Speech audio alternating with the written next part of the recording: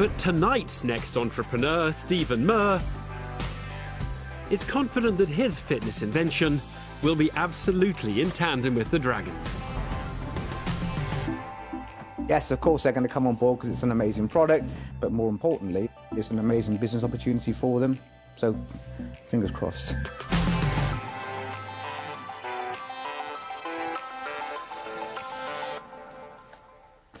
Hello, Dragons. My name is Stephen, and I'm here today to ask you for £80,000 of your hard-earned cash for a 5% stake in my small but perfectly formed business, TurboRocks Limited. TurboRocks designs, manufactures and sells rocker plates. The only trouble with riding indoors for longer is your bum. And what I mean is that after a while, numbness can cut in and it can become a very painful experience. This is where TurboRocks enters the market with its game-changing rocker plate, the Realplate.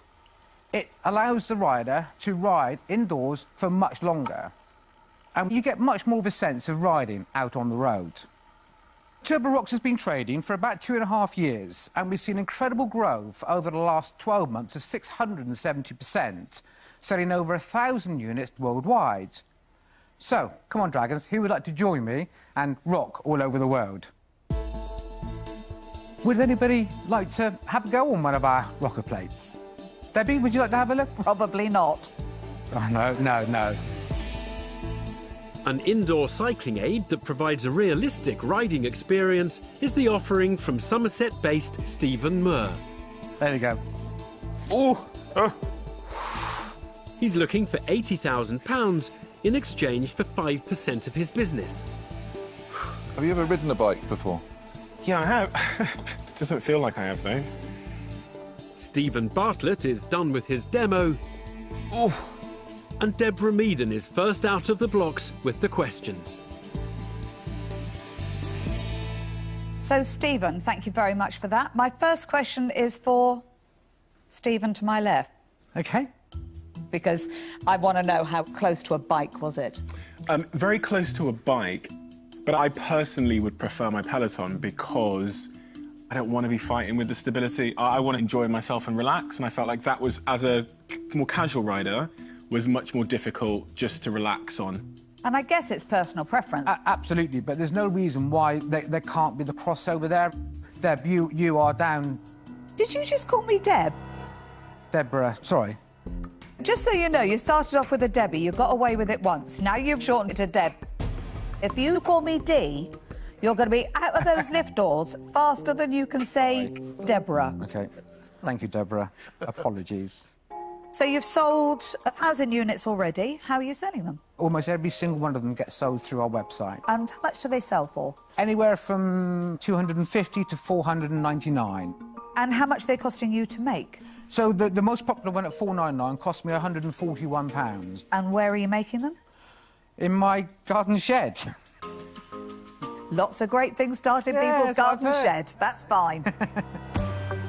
Deborah Meaden discovers the entrepreneur doesn't need to get on his bike to get to his product's production line. But a sector-savvy Tuka Suleiman is more preoccupied with Stephen's background than his back garden. I'm just fascinated by you. So tell me about you. I've been a salesman for most of my life, actually. Selling what? First of all, a little bit of insurance and washing machines and tumble dryers. I worked in the Wimpy, flipping burgers for a little bit. Wow. OK, so I'm in the cycling world. Yes. What I want to know with this is the scale of the market and how many orders are you getting outside of the UK? All right. So the global cycling market is... Don't give me that.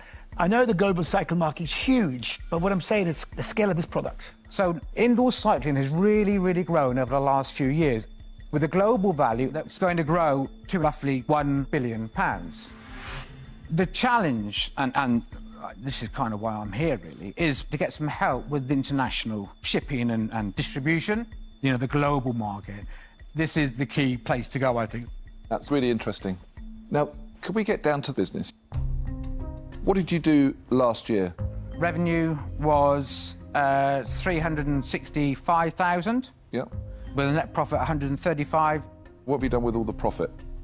Is it still in the garage? Yeah, it must be, because it's not in my pocket, or I haven't spent it. I have a part-time job as well. I work, and I still do, 3 days a week in the local bike shop. And you don't own that? No, I'm a salesman. I'm just a lowly salesman. Why do you do that? You've got a business for 50% of your time in the year that produced 135,000 net profit, and you go to work in a bike shop for the other 50% of the time. Doesn't make sense, does it? And I know that.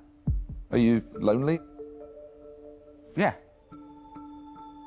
The last 12 months, I have been locked away in my little shed in the garden. All I speak to is the radio. So actually getting out into the bike shop is a great way of me, you know, speaking to people, and good for the mind and everything else. No, I get that. Gives you what you need. You come back, you've then got motivation to carry on doing your work. Yeah. But also, it's been busy in the bicycle industry. They've not had the right number of staff in the bike shop, and I just wouldn't leave them understaffed. Stephen candidly reveals his reasons for holding down a job outside of his business, despite his company making a six-figure profit in the past year. And Stephen Bartlett has some concerns regarding the effect being a part-time entrepreneur could have on scaling a global enterprise. How ambitious are you? I'm very passionate about my brand, and I think, yeah, I'm pretty ambitious. Give me a scale of your ambition for this business over the next 3 years. I'm absolutely dedicated, and this is gonna make it over the next 3 years. You say absolutely dedicated, but that sits in contrast to spending half of your time working in a bike shop. Yeah. When you invest in someone, you're desperate for them to go all in, because that's my money. Of course. And I want a return, so I want to back someone that believes in the scale of the opportunity. So they want to give everything to it. Yeah. So my question is, why didn't you go all in? It's one of those things where it's only really now that I've understood what the overall potential market is. It's just getting bigger and bigger, but in my mind, it's, oh yeah, but this will ease at some stage, surely. But that easing stage never really happened. Did you see that? You saw it getting bigger? Yeah. Why didn't you go for it? Yeah, I know, but now I do, obviously, clearly. You're still working in the bike shop today? Yes, yes. Why haven't you gone for it? I will, and I need to, and I understand that. All of this creates a really clear picture for me that you're an entrepreneur that isn't dedicated to scaling this business with the aggression that I would need as an investor to make a return. So I'm going to say that I'm out. Stephen Bartlett feels that his namesake lacks the motivation needed to take his business to the big time, and becomes the first dragon to walk away from the cycling proposition. Can Deborah Meaden get the entrepreneur's pitch back on track? I know you think you want an investor, but I'm not entirely sure that you do. Wanting to do what you want to do, being loyal to your current employer, not giving that job up, that isn't a bad thing, it's just a different thing to what is needed when you're making an investment. And I kind of don't want you to change that. But I am aware of that, Deborah, and that's why. But you're not. You can today. say the words and you can think it, but you haven't felt it. When I sit in this chair, I am trying to understand the motivations of the person standing in front of me. So I'm really sorry. I won't be investing. I'm out. I admire anybody that out of their garage has created a business that's turning over several £100,000. However, I wonder whether you've had a real window of opportunity, lockdown has occurred, your sales have gone through the roof as a result of that, and now these main players will create something similar that will just take your sort of lunch away. So sadly, I'm out. Two more dragons step away from a deal. But it appears Sarah Davies believes she knows just what's needed to give TurboRocks a turbo charge. You don't want an investor.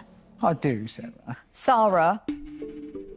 Did you call her Sarah? He did. You know what? I'm going to just go now. Thank you, Dragon. It's There's been a the door if pleasure. you want, Stephen. You don't want an investor. You need a business partner. I agree with that.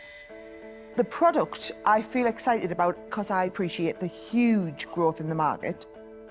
So on that basis, I am prepared to make you an offer. Okay. Now, usually as a business partner, we'd go 50-50. However, You're bringing 135 grand retained profits, and I'm bringing 80 grand. So on that basis, I think a fair offer would be all of the money, 80,000 for 35% of the business. OK, Sarah, thank you very much for that. Finally, an offer on the table as Sarah Davies proposes a partnership.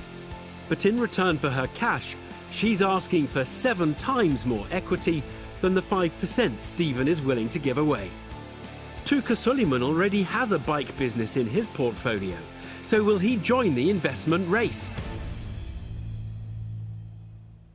I like your enthusiasm, but I think you need a partner that is probably a bit more hands-on, because there's some fundamentals that need to be sorted out first. But yeah, it sounds interesting. So,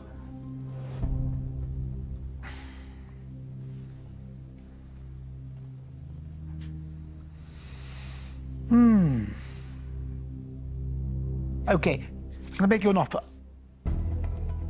But my offer's not gonna be as good as Sarah's, because I'm gonna want more than 35% of the business.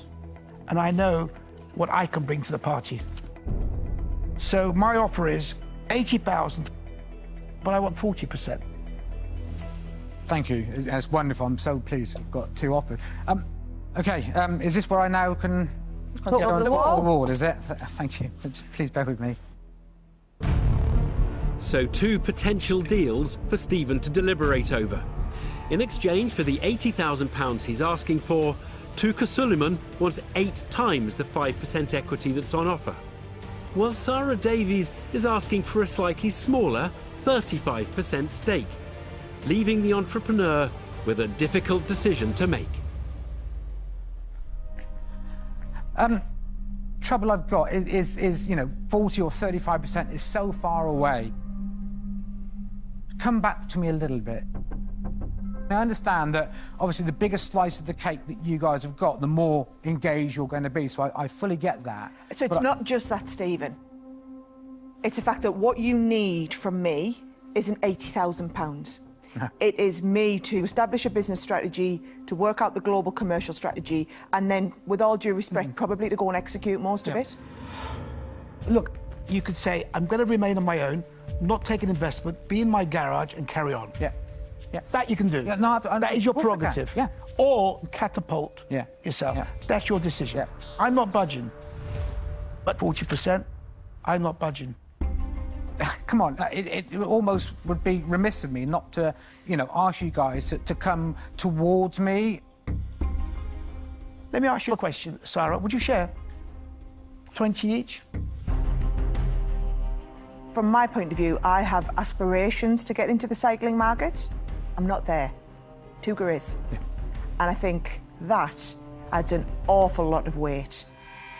So the decision you need to make, because if this was a share, it would be at the 40% valuation to give us 20% of the business each. That is the deal I would share on. OK, look, I think you'll really help me on this journey, so can't believe it. I think we should do it. Great. Awesome well stuff. We've got a deal, Stephen. Welcome to the bike business. Sarah? Thank you very much.